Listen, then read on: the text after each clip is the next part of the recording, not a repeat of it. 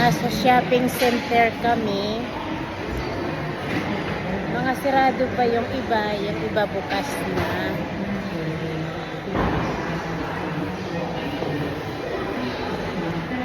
So, are you done, Han? Come on. Are you done, honey? Yeah? Go to the spatulas. Very good. Yeah, I'm good there. After you go. When you finish, when you done. Oh.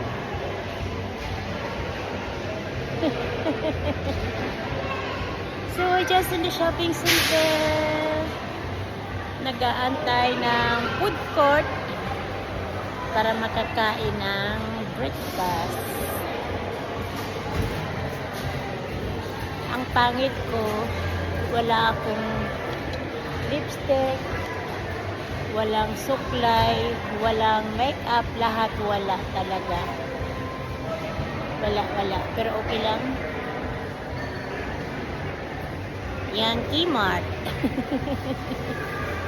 And then, sa food court, umaga pa, pagkatapos namin lang ng church.